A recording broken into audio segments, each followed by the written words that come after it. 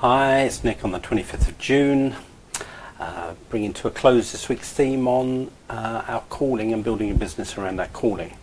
So the final thought I want to share with you is just the discovery increasingly that I've had over the years that, I was grown up. I grew up believing that, business and work were competitive activities, that, there's not enough to go around, you have to compete. And I think what I've realised, for so long, and for me it's still undoing old thinking, but is that our calling and the business we create around our calling isn't competitive, it's collaborative. To me, every new chapter, every new part of my calling is an invitation to become more collaborative, to become more of a partner, to work more with people, to work more with myself. So I think there are many levels of collaboration. I think, one level of collaboration is what I would call collaboration with the idea of inspiration, and whatever that means to you. You might think of that as the universe, whatever, inner guidance, wisdom, but there is something speaking to us all the time, and our job is to tune in and listen to and collaborate with that sense of inspiration. I think is always nudging us forward and nudging us to blossom in our life and in our business.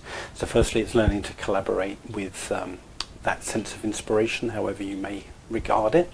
Secondly, it's an invitation really to collaborate with ourselves. I know that sounds kind of funny, but I don't know about you, but there's so many conflicting parts of me that want to go that way, parts of me that want to go that way.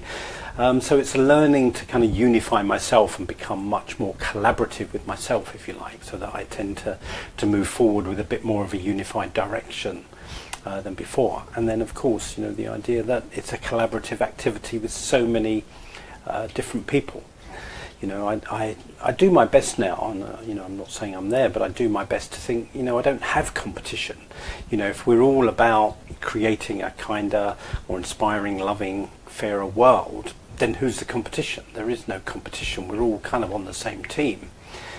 And even in a funny way, and I know this may sound strange, but I also believe even the people that appear to be our enemies are in some ways collaborating. They're our collaborators. They're triggering things in us, they're causing us to grow.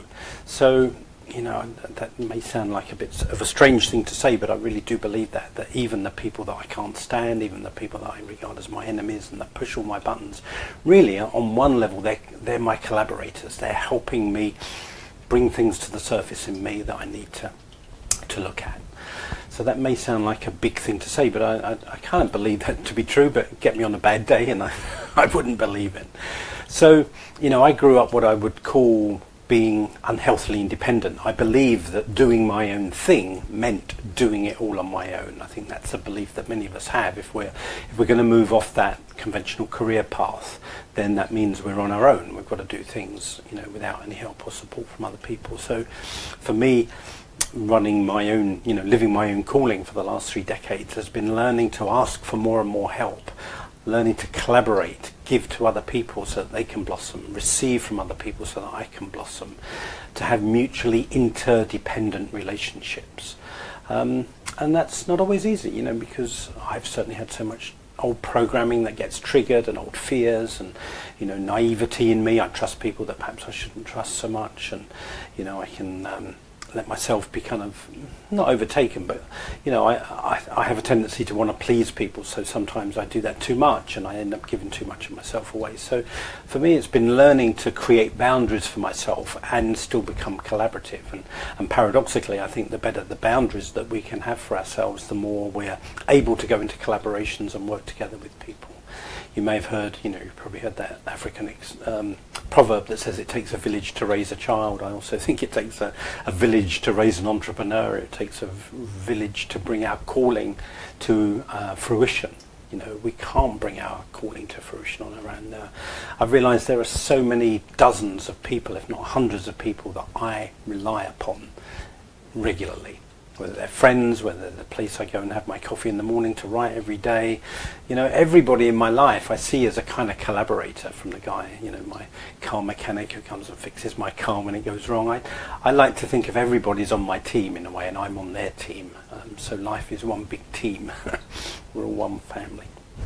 So that's finishing off this week's thought of becoming, to bring your calling to fruition, to become a successful entrepreneur around your calling is going to call you to become less competitive and more collaborative and work more in partnership. And that's the path we're all on, I think, is undoing this belief in scarcity and the need to compete and becoming more and more confident in the idea of abundance and collaboration and partnering with each other.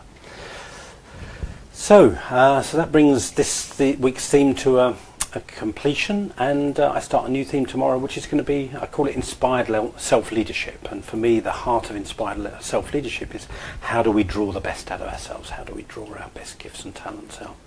So that's what I'm going to be talking about next week. So thank you so much. God bless. Have a wonderful day. Bye-bye.